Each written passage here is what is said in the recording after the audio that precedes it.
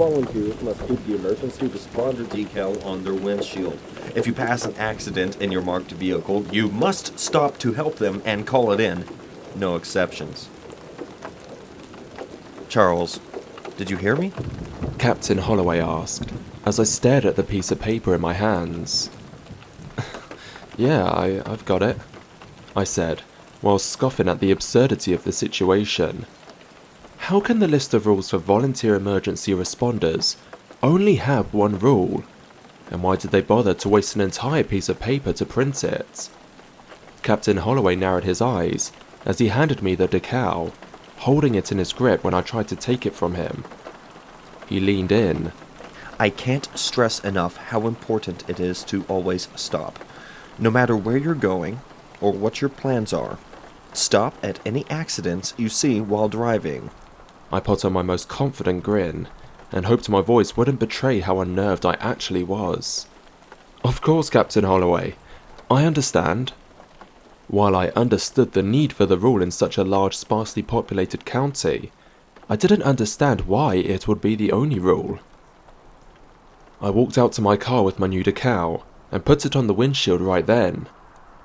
I didn't want him to see me shirking the rule before I'd even left the parking lot. Once it was on, I called my mum to tell her I was done and on my way home. She had become a worrier ever since my dad passed. That's actually why I agreed to move in with her when I had trouble finding a job after college. I didn't expect my prospects to be much better in a small town, but I could keep an eye on my mum while I sent in applications. Plus, I'd found a way to do some good while I was out here. It didn't have anything to do with the kind of job I was looking for, but it made me feel useful, and that was a nice change. As a volunteer, I didn't get dispatched to calls.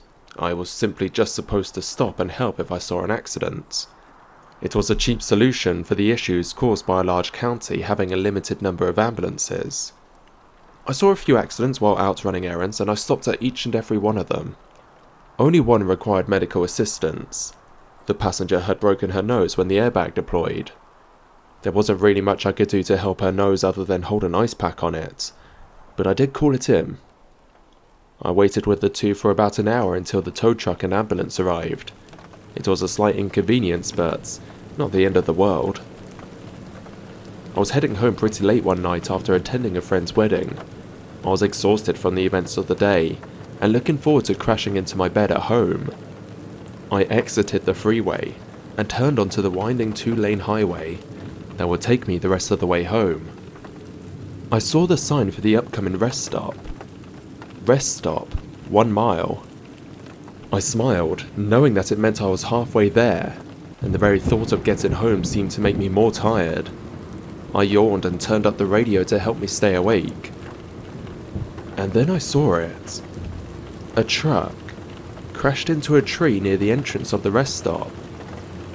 I was still at least 15 minutes from my house, and the thought of having to wait an hour or longer for an ambulance to arrive, it was too much. I slowed down and turned on my high beams as I approached the site of the crash.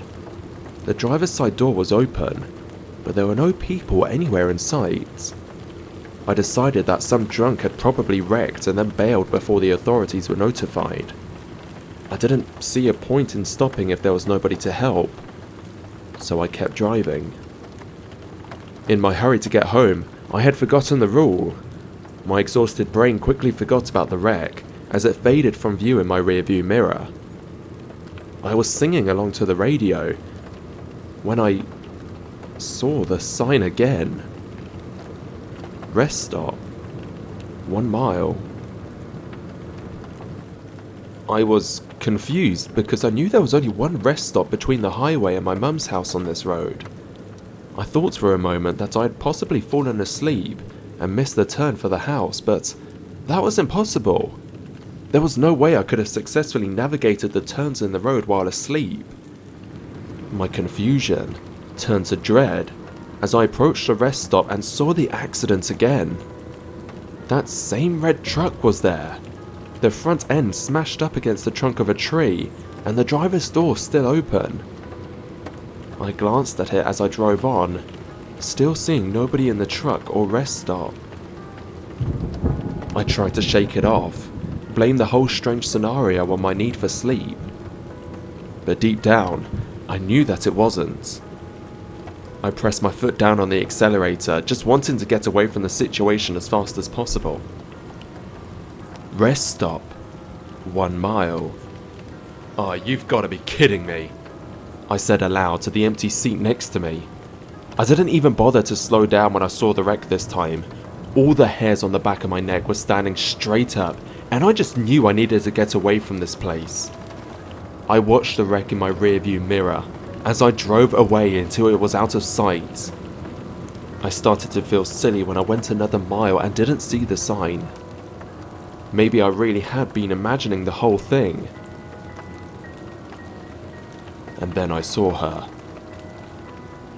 A woman, walking along the side of the highway with a grey tattered dress. I slowed down as I approached her, not wanting to accidentally clip her on the narrow highway. She stopped walking and began to point at my car as I drove by. I was about to stop the car and see if she needed help, but when I looked in my rearview mirror, she was gone. Adrenaline surged through my body, ridding me from any exhaustion that had plagued me from earlier in my drive. I didn't have much time to think about her because I saw the sign again. Rest stop 1 mile. Before I even got to the rest stop, I saw several more people walking along on both sides of the road. All of them were in tattered grey clothes, and every single one of them pointing at my car. Without realising, I had slowed my car until I was barely moving. I rolled down my window to ask the man closest to my car if he needed help. When he didn't answer immediately, I assumed that he hadn't heard me over the radio. I stopped the car, turned down the music, and asked him loudly, "Sir, do you need any help? You can use my phone to call you and your friends a ride if you need to." His answer, if you can call it that, was a shrill scream that echoed in my car. Soon after, the others walking along the road also started screeching with him. I decided that it wasn't safe to sit there with my window down while these people were screaming at me like that. So I rolled my window up and drove away. Once again, I drove past the wreck, this time while dialing 911 on my phone. I was far too creeped out to stop at this point, but I could call in the wreck and the strange people on the side of the highway. It rang, and rang, but nobody answered. I knew that this was unusual because Captain Holloway said somebody was always on duty to answer the dispatch calls in Grimes County. The wreck was still in sight of my rearview mirror when I started passing the people on the side of the road again. This time, they seemed angry. Instead of just pointing at my car, they charged it. I slammed on my brakes to avoid hitting one of them. Within seconds, they surrounded my car, beating the window, shrieking, "What do you want from me?"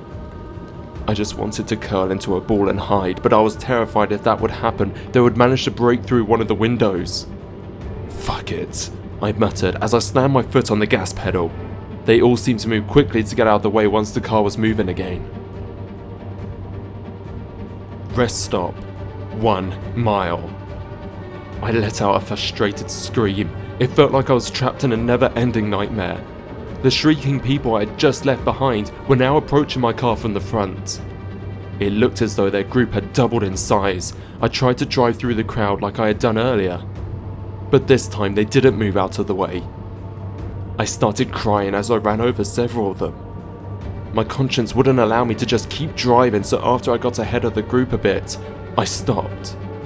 Against every instinct I had, I opened my door to get out and check on those I had hit.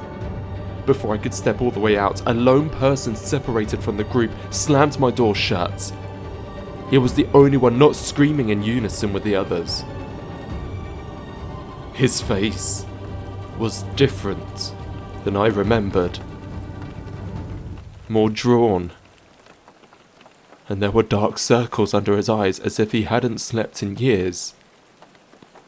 But the way those eyes looked at me was unmistakable. I rolled down the window Dad? How are you here? What's going on? He might have been dead, but he was still my dad, and I yearned to reach out and hug him. He shook his head. Charlie, you're not supposed to be here. You have to leave. I've been trying, Dad. The road just keeps bringing me back. Please get in, help me find a way out. You can come with me. Tears rolled down my cheeks as I begged him. I could see the answer in his eyes before he even opened his mouth. I can't, bud. That's not how it works. The others in the group were screaming louder now and making their way to the car. Remember the rule, Charlie. You've got the decal in your car, you have to follow the rule. Go. Now, before they catch up to you. Dad, I can't just leave you. You have to, bud. I'm already gone. A sad smile crept across his face. I love you, Charlie. Now go, hurry. The others had caught up to us.